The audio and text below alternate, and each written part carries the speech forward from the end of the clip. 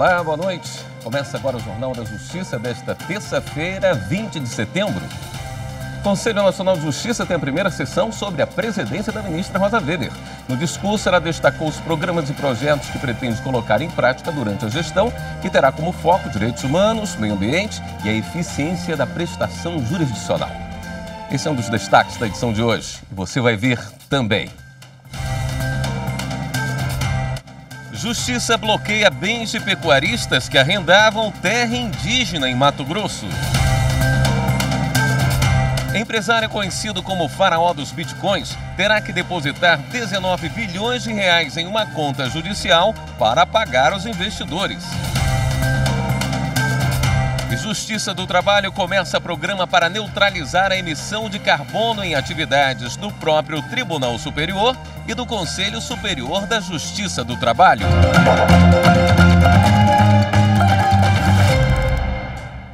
A ministra Rosa Weber presidiu hoje a primeira sessão plenária no Conselho Nacional de Justiça.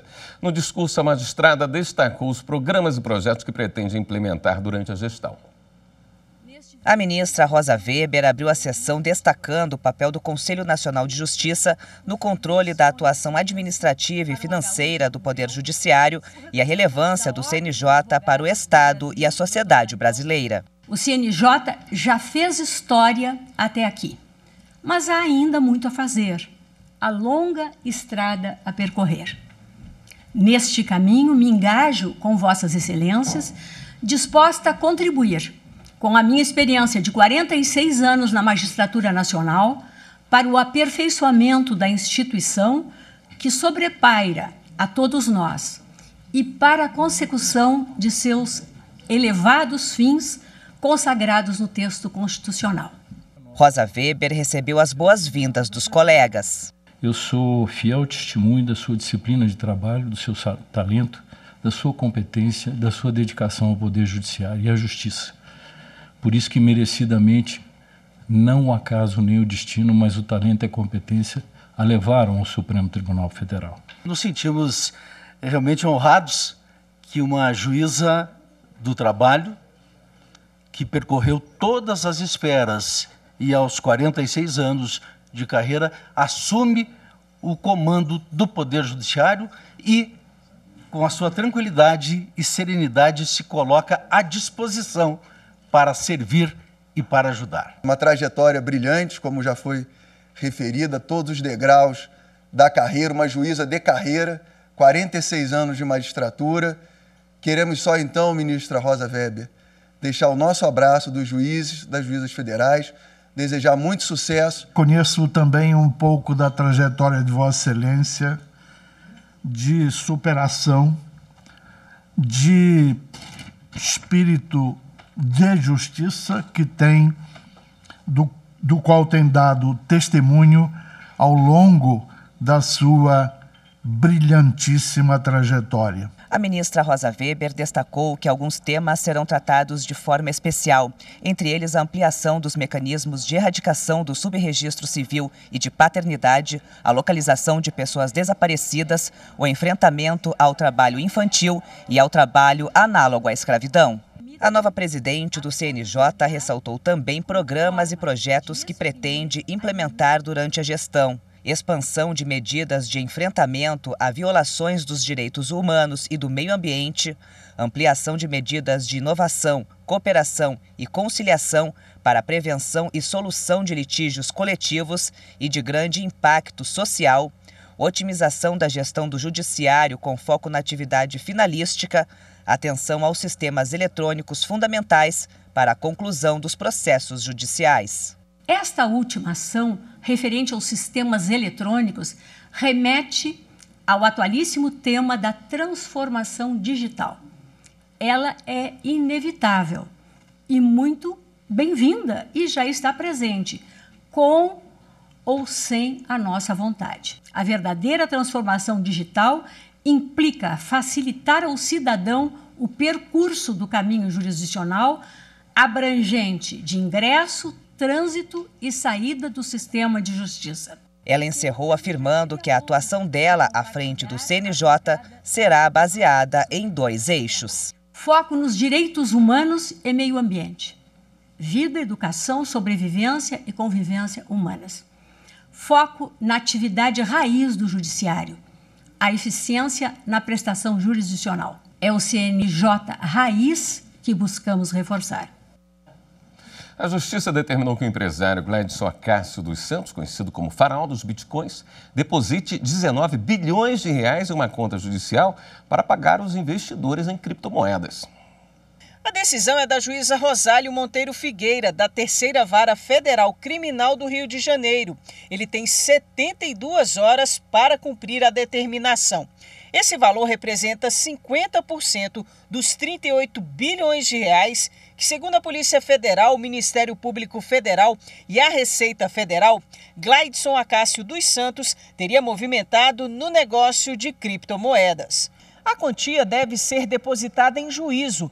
Quando for cumprida a decisão, o dinheiro será transferido para uma conta da 5ª Vara Empresarial do Tribunal de Justiça do Rio de Janeiro, para, se for o caso, ser repassado aos investidores e credores da GAS Consultoria. Mais de 120 mil pessoas investiram na empresa. A juíza Rosália Monteiro Figueira também determinou o recolhimento do passaporte dele, além de estar proibido de acessar internet e redes sociais e de se comunicar com outros investigados.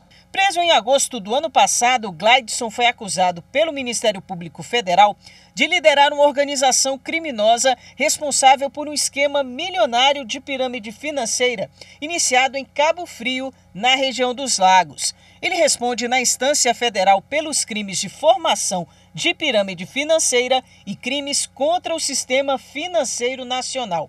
Na semana passada, o Tribunal Regional Federal da 2ª Região concedeu habeas corpus para o empresário, mas ele vai continuar preso porque tem a prisão decretada em outros processos. Justiça bloqueia bens de pecuaristas que arrendavam áreas em terra indígena de Mato Grosso. Os detalhes no próximo bloco. Até já.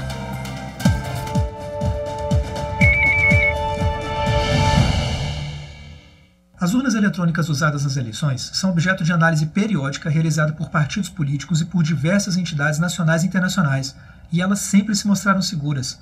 O Brasil tem um sistema confiável de votação para a escolha de seus representantes políticos. E isso se deve, em grande parte, às urnas eletrônicas, que são confiáveis e que servem de modelo para o mundo.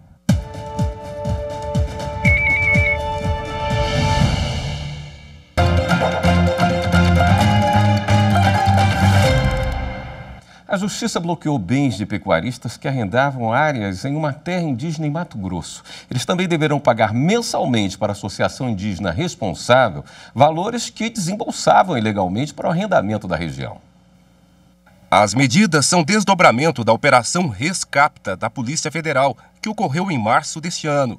No mês passado, o Ministério Público Federal denunciou 27 pessoas por corrupção, associação criminosa e crimes ambientais. As investigações apontaram um esquema de arrendamento ilegal de terras para a criação de gado na terra indígena Maraiuaticede, do povo Chavante, em Mato Grosso. De acordo com o processo, o grupo fraudava contratos com a participação de liderança indígena e servidores públicos que teriam recebido propina. A Justiça Federal atendeu ao pedido do MPF e bloqueou bens de parte dos investigados. O montante passa de 667 milhões de reais.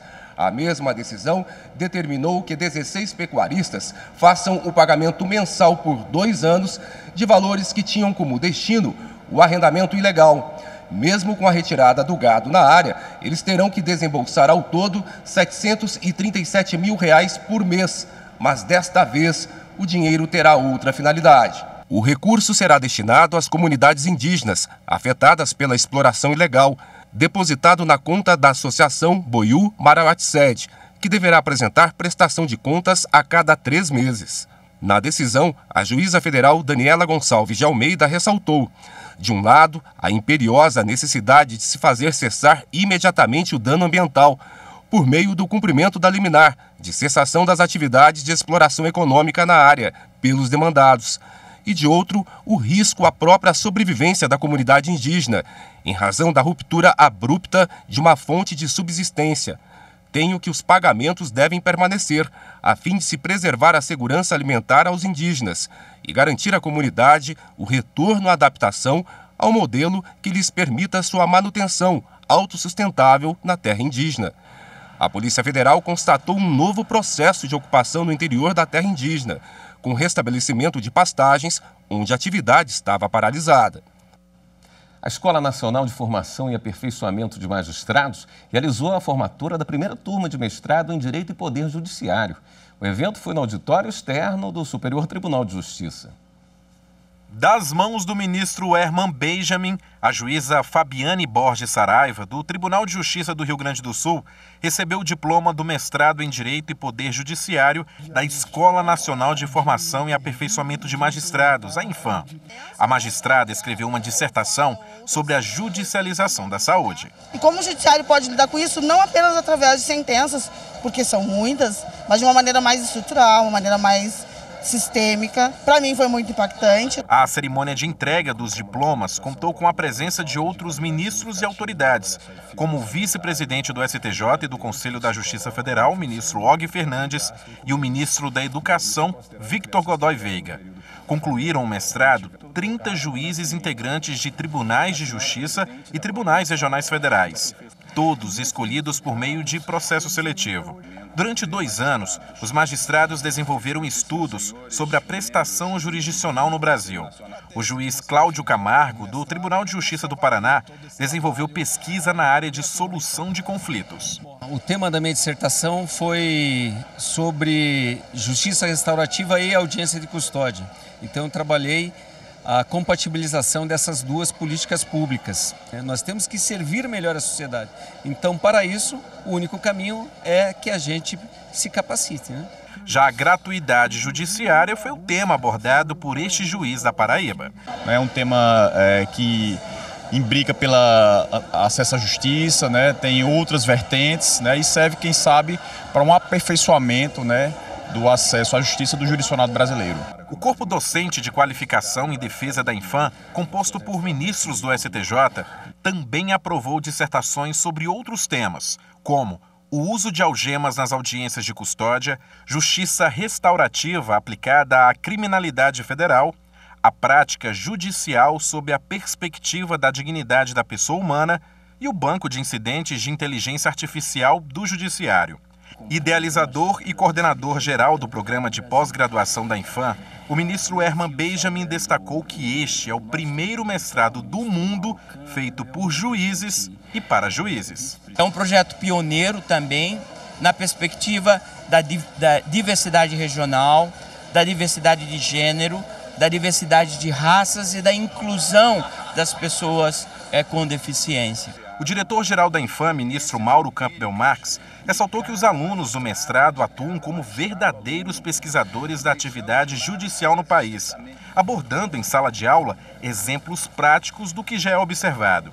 Segundo o ministro, os trabalhos vão servir de base para melhorar políticas públicas do Poder Judiciário. O mais importante é que tudo isso foi desenvolvido sem prejuízo ao jurisdicionado. Ou seja, os estudantes juízes e juízas, desembargadoras e desembargadores, fizeram o curso de forma remota ou presencial, mas sem se afastar da prestação judicional. O presidente do Tribunal Superior Eleitoral, Alexandre de Moraes, e o ministro corregedor-geral do TSE, Benedito Gonçalves, se reuniram nesta terça-feira com delegados gerais das polícias civis de todas as unidades da federação.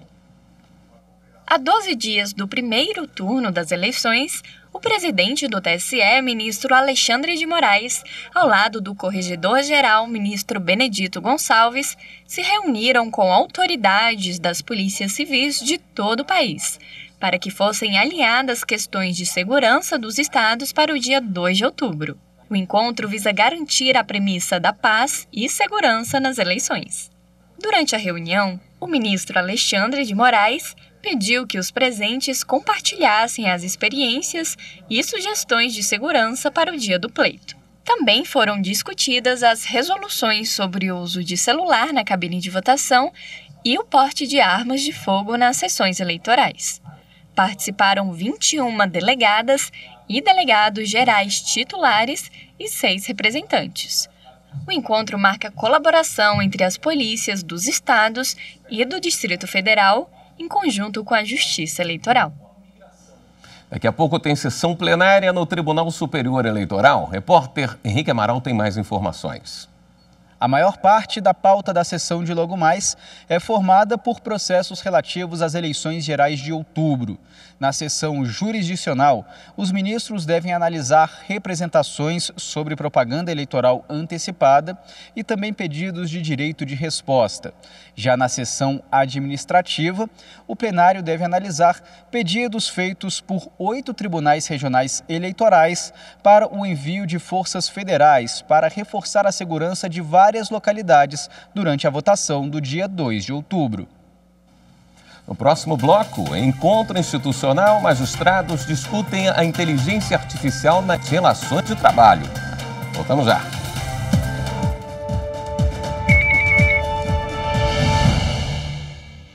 Poucos sistemas eleitorais em todo o mundo reúnem a confiabilidade do nosso, comandado pela Justiça Eleitoral, com extremo rigor e respeito às regras democráticas.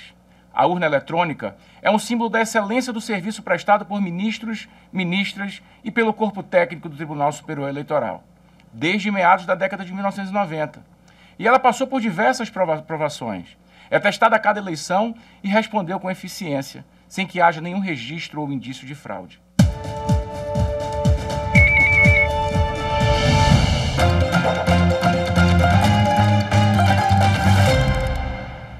Após 2 anos realizados de forma virtual devido à pandemia, o 14º Encontro Institucional da Magistratura do Tribunal Regional do Trabalho da 5ª Região voltou ao formato presencial. O objetivo desse encontro é aproximar as 2 instâncias do TRT5 e dar continuidade ao programa de formação de magistrados. A inteligência artificial nas relações de trabalho foi um dos temas abordados neste ano. Reconhecimento facial, dispositivos de som que obedecem aos comandos de voz, cirurgias robóticas de alta precisão. Tudo isso acontece com o uso da inteligência artificial, cada vez mais presente na vida da população. Com as relações de emprego, não é diferente. Felipe Martins tem uma empresa de logística de transportes para entrega de produtos, documentos e de passageiros. Sediada na Bahia e atuante em mais de 150 cidades do Brasil, a empresa utiliza a IA. Para a contratação de pessoas, colaboradores, a gente usa para determinar alguns sistemas da empresa, como, por exemplo, dados importantes ali que ela não sabe e ela pode saber, né?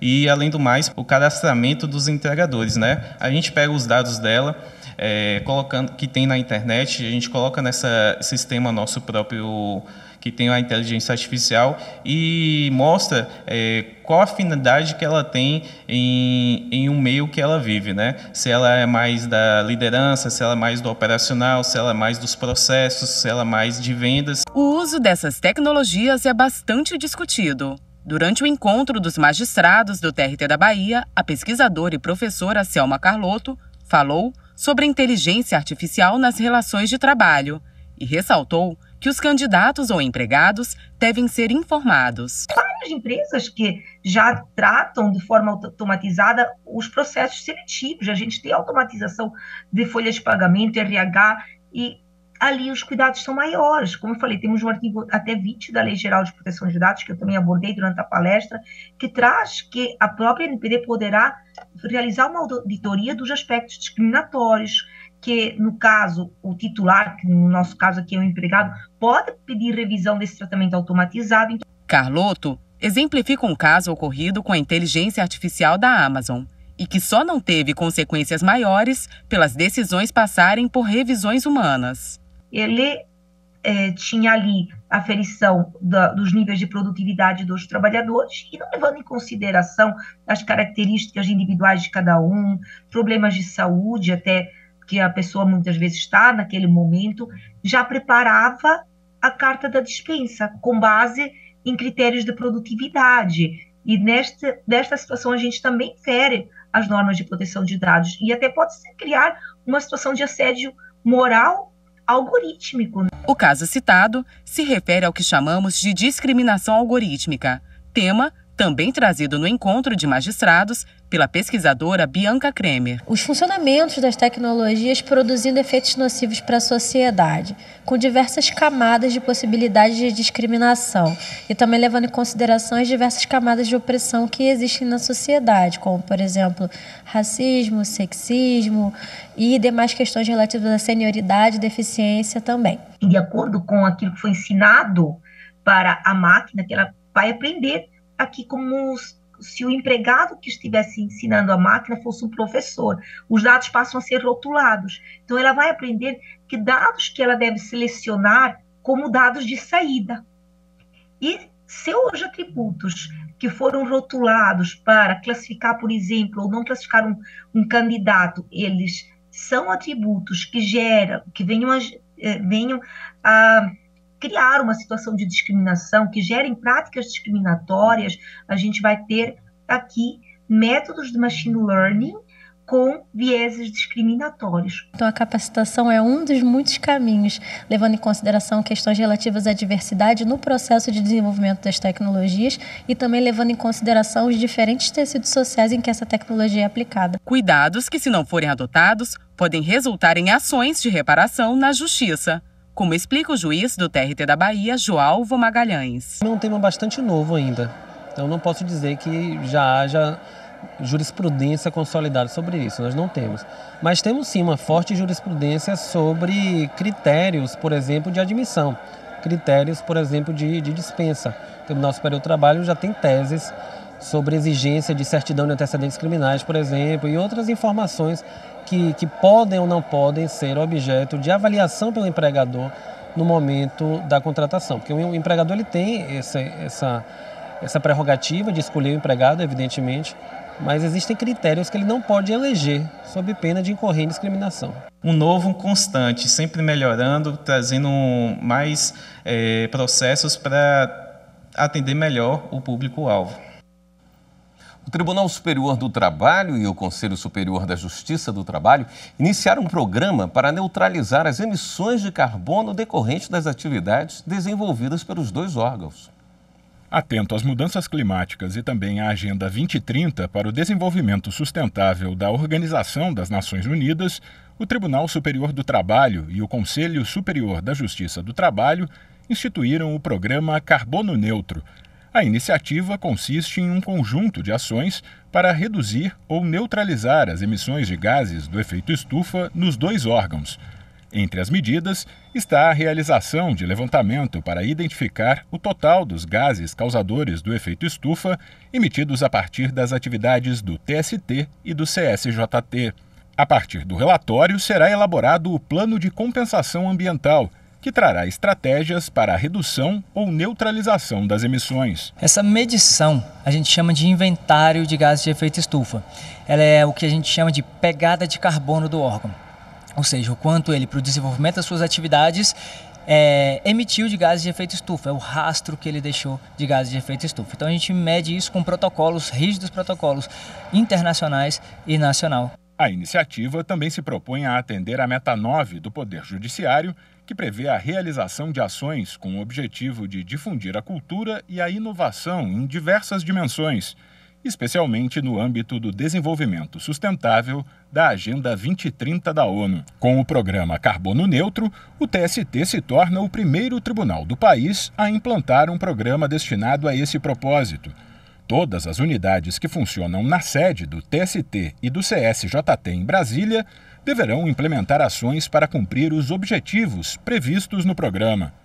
O TST já adota medidas que contribuem para a redução de gases do efeito estufa, como a redução do uso de copos plásticos, a economia de energia elétrica com a implantação da usina fotovoltaica na sede do TST e a instalação de lâmpadas de LED.